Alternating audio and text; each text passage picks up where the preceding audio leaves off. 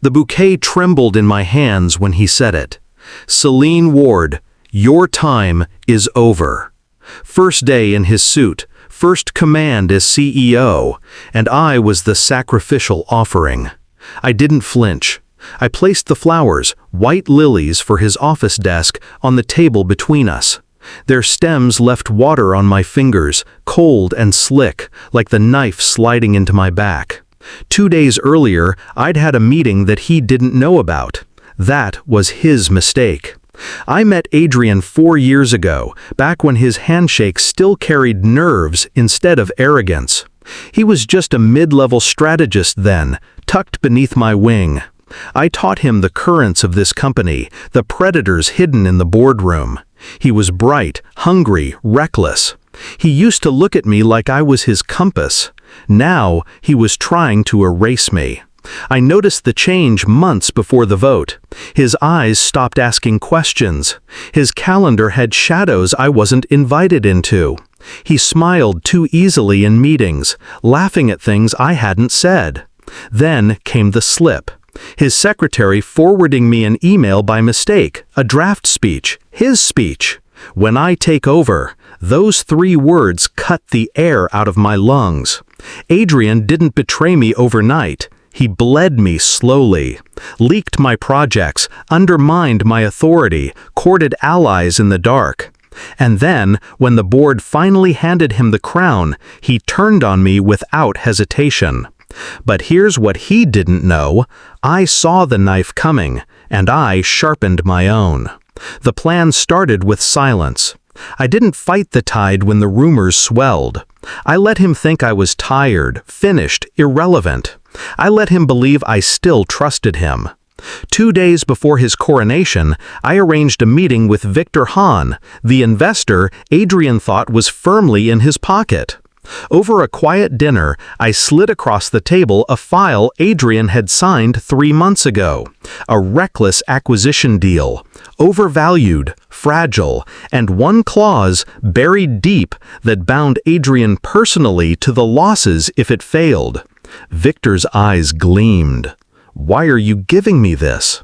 "Because loyalty deserves payment," I said. The next morning, I walked into HR and signed a severance contract, one Adrian hadn't seen. An old friend slipped it onto his desk pile days earlier, and he had signed without reading. It guaranteed me not just pay, but retention of all company shares. He thought he was discarding me like trash. In reality, he handed me the trigger. So when he dismissed me, lilies trembling between us, I only nodded. "I understand," I said softly. I left without a word. I let him taste his victory. The board applauded his decisive start. He believed the empire was his. The secretary burst into my apartment the next morning, breathless, cheeks flushed. "Selene, you need to see this." She handed me her tablet.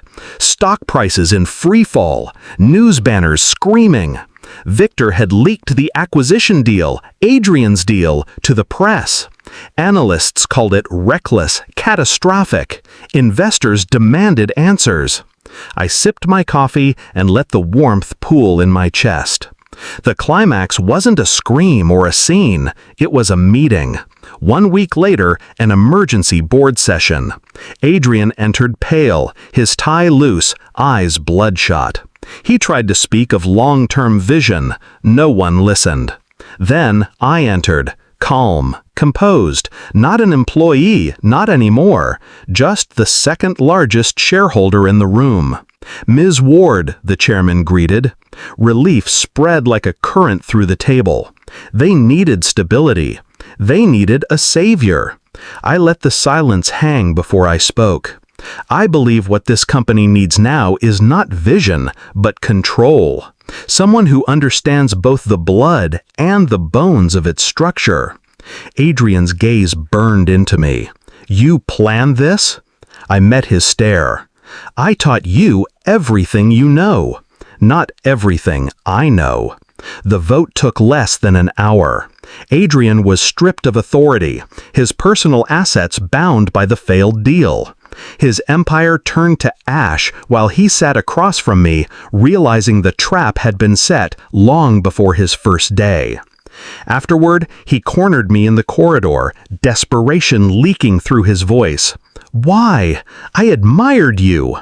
I adjusted my coat, meeting his eyes one last time. "You admired me until you thought you could replace me. You should have remembered who taught you how to play the game."